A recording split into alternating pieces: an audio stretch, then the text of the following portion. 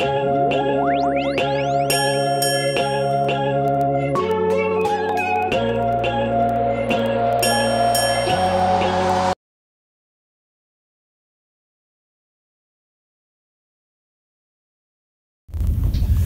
river conditions. We have a full-time hydrologist here. We generate the computer atmospheric models that we use to forecast, also the private sector uses as well. We produce aviation forecasts for airports, for pilots. We produce fire weather forecasts for the forestry people. We monitor tropical cyclones, and we generate long-term climate predictions, among the several things that we do. The Weather Service office here at Old Hickory is responsible for 38 counties in Middle Tennessee with a total population in excess of 2.5 million citizens, and we cover a little over 16,000 square miles, which is about 40% of the land area of Tennessee. We operate 24/7, holidays, weekends. There's somebody always here. And we issue warnings and forecasts for that 38 county mid-state area. This, by the way, this is a full-page newspaper sheet. That's the original is actually hanging up in the hallway here, but that appeared in the Nashville, Tennessean back on August the 11th of 1929, back when we were located in the Stallman building in downtown Nashville. The Stallman building is still there. And we had our equipment sitting on the rooftop there. You see the background of Nashville there, but none of that stuff is still here. That's before social media.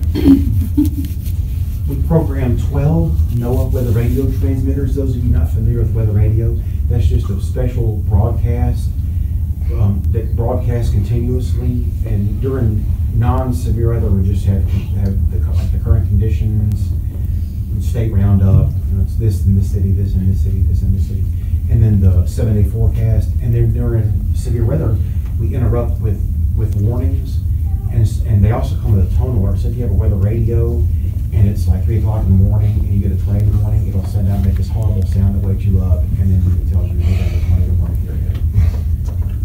We produce aviation forecasts for the airports at Nashville, Crossville, Clarksville, and Smyrna. We have between 80 and 90 what we call cooperative observer stations, which are just, you have a question. Oh, I'm sorry. Sorry. I thought this is going to be good. I know. Me too. Kids are not afraid to ask. Why are you wrong all the time? They'll actually ask you that. Cooperative observers are volunteers where we go up and set up a weather station in their backyard, or sometimes it's like sometimes it's a private citizen, sometimes it's a water treatment facility or an electric company or somebody like that. But we go up and set up a thermometer and a rain gauge, and they report daily high and low temperatures and rainfall and snowfall. And some of these stations, or cities that we have these cooperative stations, have a very long, like decades and decades long period of record. So places like Dover or McMinnville or these small places have 100 years or more of weather data, because we've been able to keep these somebody keeping the weather for us in these towns. It's not always the same person, but we move the station around. Good. I was asking if someone is asleep. We launch weather balloons twice a day. We're the only station in Tennessee that does this. There's nobody else. You get to see the only weather balloon launching the entire state this evening. We do these twice a day, 6 a.m. and 6 p.m. We monitor rivers across the mid-state, like the Cumberland River, the Duck River, the Buffalo River, and the tributaries. We monitor several rivers around the area, and that's a map of our county warning area. And then those are all our NOAA weather radio transmitter sites around the Tennessee. Those are all the stations that we program. And that's a photograph that was actually taken just out from here of some of the equipment that you would find at a cooperative observer station. I mean, not all of that, because we have like in excess. We just have a collection of rain gauges out there. You just need one. We have several. They all measure differently. Are they done electronically now, or are they still, like you said, they report twice a day? Well, the rain gauges. Well, you said they collect temperature twice a day. Yeah, the temperature's done electronically.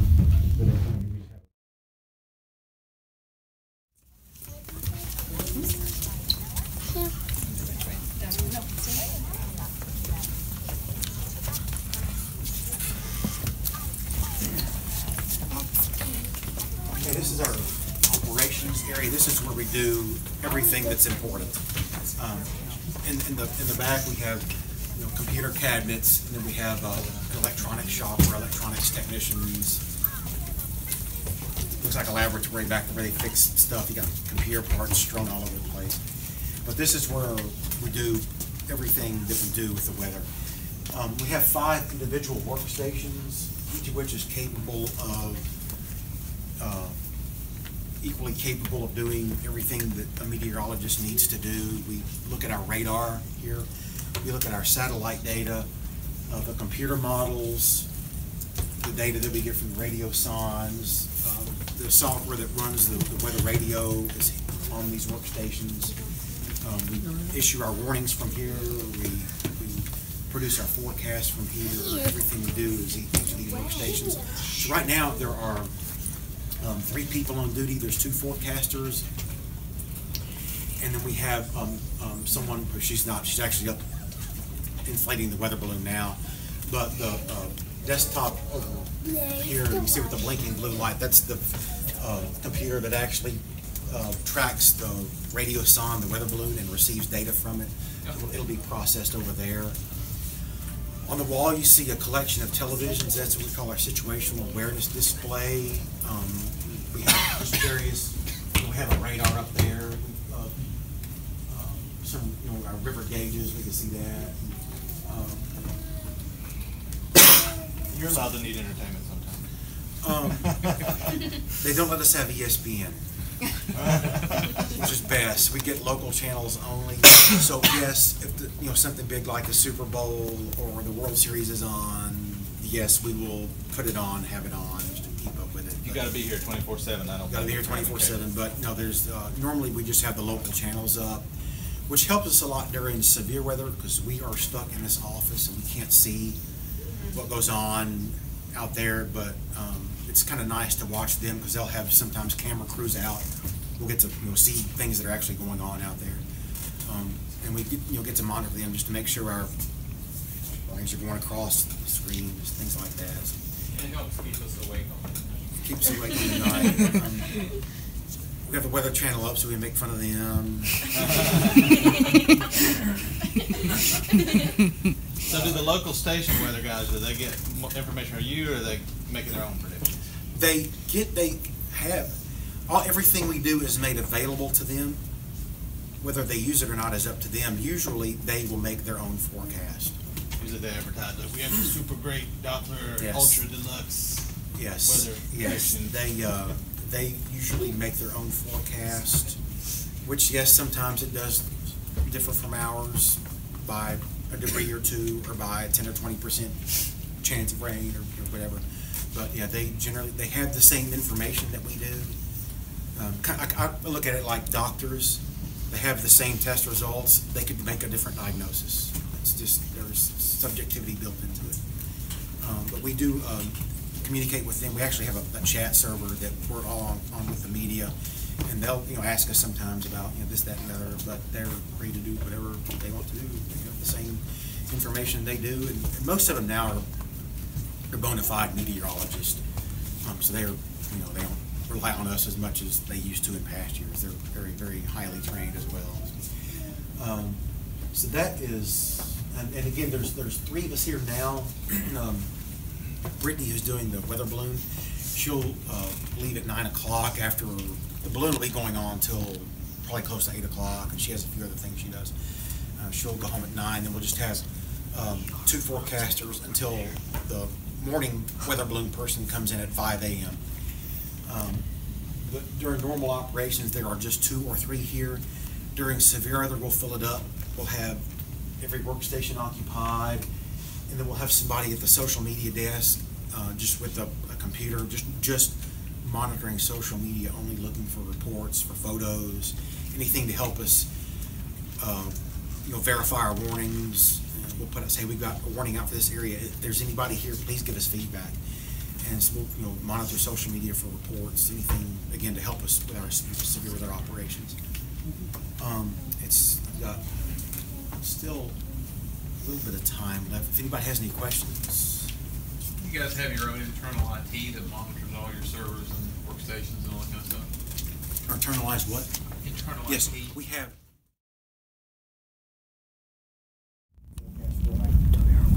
Nashville, Nashville Hospital, one of them races, they gotta go out in the van and repair those. We have actually 4 people dedicated to software, hardware, electronics. Does everything run on generators? We have 2 generators. We have one for the office and one for the radio. Yeah. 2 separate generators. And what exactly is the big bulbous tower? That is, the green one, that looks like something like. Oh, or the you one can on see top it of the coming. building.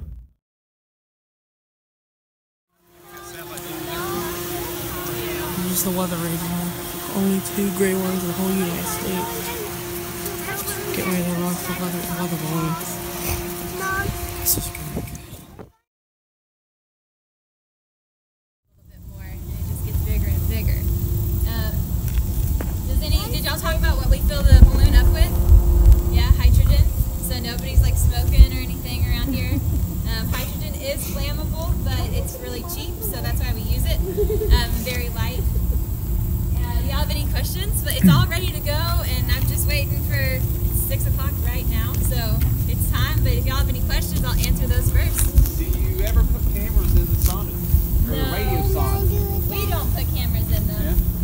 Ours is just, did you guys get the chance to kind of see what the radio sound looks like? This is what the radio sound is. We don't put cameras in them, but there are some universities who have put cameras on them. And then they recorded them, and then they've captured the footage, they've gone and retrieved it somewhere, and they put it on YouTube. So it's kind of cool if you want to go on YouTube and see what it looks like when a balloon gets to the top of the atmosphere, pretty much. It looks like it's in outer space. You can see the curvature of the earth. The sky is very dark, so it gets really, really high. We don't put cameras on there, but universities have, individuals have done that, and you can see that stuff online. So it's pretty interesting. And then people have recorded what the balloon looks like when it shatters, when it pops when it gets so cold and so big. It actually does just break apart into like 1 million pieces. And people have recorded that through, I guess, like kind of like a telescope or something, just to see the detail. And put that on YouTube. So see both of those things somewhere. But this is the radiosonde, and this is the instrument that actually gathers all the information that we're wanting from the balloon release. It measures the temperature and the humidity, and then inside this box it has a pressure sensor and a GPS unit, and we figure out the wind speed and direction from the GPS unit by tracking the balloon as it goes. So all of that comes from this one little guy. They used to be a little bit bigger, probably about that tall. Over time they've shrunk. They're still very, very light. But since they do, somebody's gonna ask that. Every time I say they're light, somebody's like, "But are they light enough?"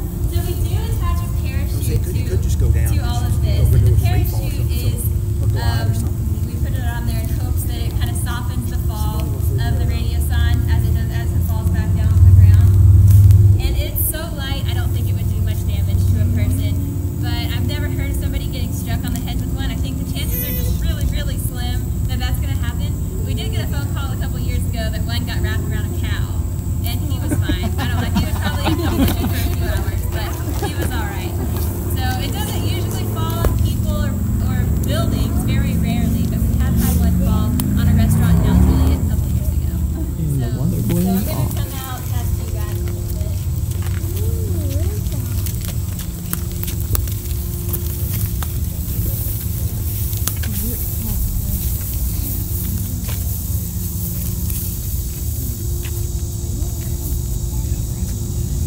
Any other questions before I let it go?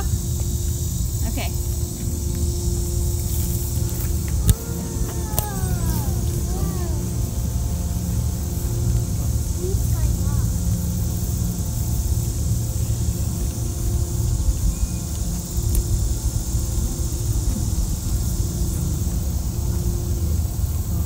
It goes up at about 1,000 feet per minute.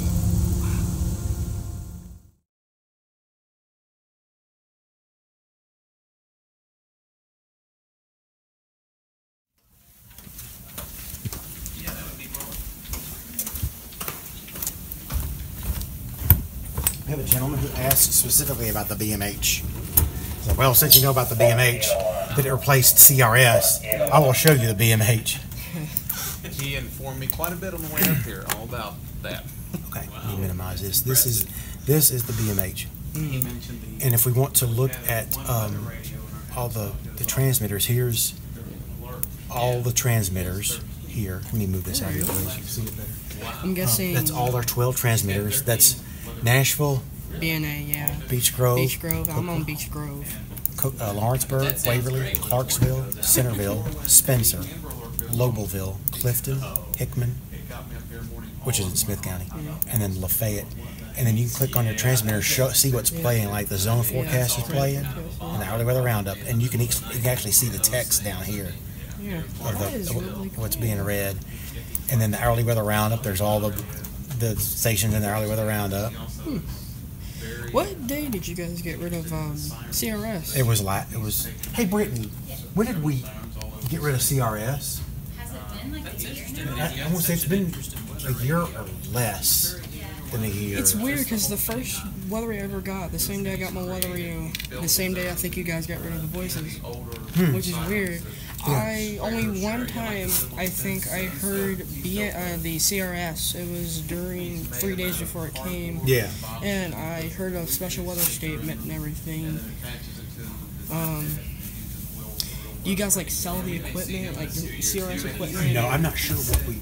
The thing is, I don't know who would buy it. I buy it because well, I don't know if it was destroyed or just we took it apart for parts or what. It was like 1990s technology. It had no other use. It was just designated for that. Yeah.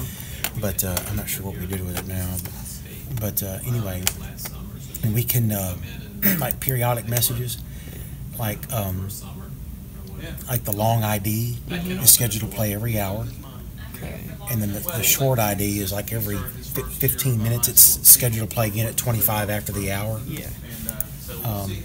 And then obviously when we've got a lot of weather and you've got warnings out, that list of products. Someone told me that you guys use the CRS for like backup voices in case the BMH went out. Not anymore. We don't have a backup. This is it. Wow. Yeah.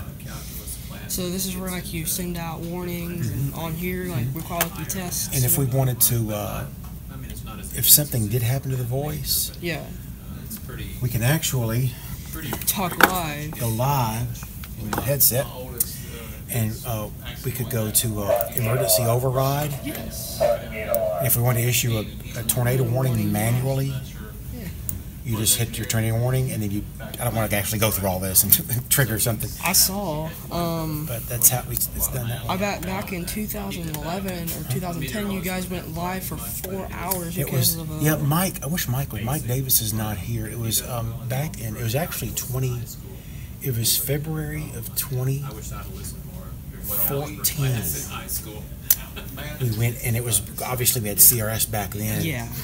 And we had 3 processors, each of which controlled like 4 transmitters.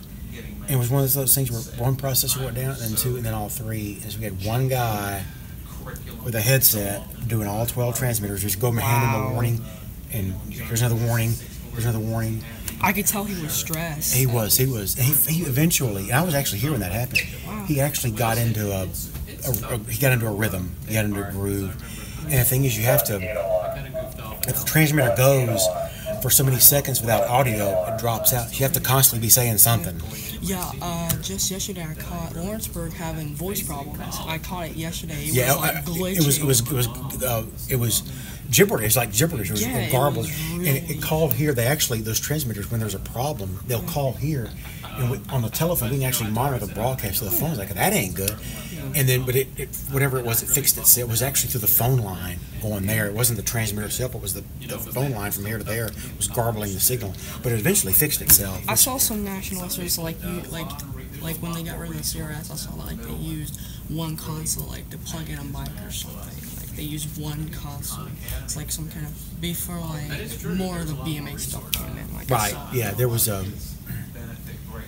it like have like a panel with a bunch of buttons on it. That was the same encoder. That was before CRS, but we kept the same That was still when we did voice. We kept those. We used to have them over here as the backup to CRS, and that was what Mike was using. That's what we were using that night when Mike was having a broadcast live. We used the old method for issuing warnings. It was really. Do you guys ever do like a live voice require weekly test? I mean, when I say that, we do them in practice. Once a quarter, everybody's required to go through and put this. You can put this thing in practice mode where it doesn't get out. You can just, Like it just stays in the office. Yes, and we go through and issue practice warnings and do practice voice override. And we keep instructions on how to do it in case we have to do it. But yeah, we actually do practice that once a quarter. Everybody does in case we have to do it. Somewhat, there was there was a news report that there was a weather office doing a practice training, and they actually, instead of putting T, they actually put O, and it actually got sent out at 6 in the morning. Yes, you have to be extremely careful doing that. Practice. Made everyone go into shelter immediately. Like, yeah, we have to be very careful. Make sure we're in practice mode and not live, because if you do it live, and it's live. Screwed. But yeah, we have to take the whole system, and not just this, but this entire AWIPS thing, and convert it to practice mode. And it tells you, it blinks at you, you're in practice mode, you're in practice mode. I So that's remember what you do. one time I was recording an SVR, and during that SVR, I think it was from you guys or Huntsville, one of the two, on Beach Grove, and right in the middle of Hazard, the station went completely out.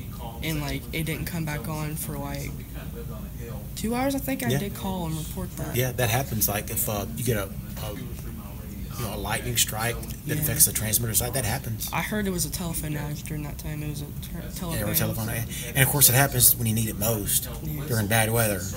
Go figure. A lot of these, some of the, I figure which ones we don't use phone lines. We actually transmit it by internet. Oh, okay. Yes, I forget how many there are now, but there's several of them that. Some of them do have dedicated phone lines, but some we transmit via the internet. There's actually an internet receiver there at the transmitter. Go from there to there. One of my friends from Smyrna was here, I think, back a few months ago. He launched off a weather balloon over there. He was like 17, I think. Oh wow, okay, cool. So he was here. Occasionally we do have, like I was telling that guy, we do have some people come here on their own special, they'll schedule their own tours. Yeah. We can get them in like that. Yeah. So. Yeah. All right, well, thank Awesome, you. yeah, it's good to meet you. Nice to meet you too. I don't really meet many people even know about the BMX. Yeah. No other radio. There's I know a few people that like weather radio stuff in Crossville too. There's one in West Tennessee. I talk to him sometimes. There's one in East Tennessee. He just started doing it. And then there's two. One, the 17-year-old. There's also one. He's been active much. He's here, I think, around Nashville somewhere. And then I just came on like last year. So. All right, well, it's nice to meet you.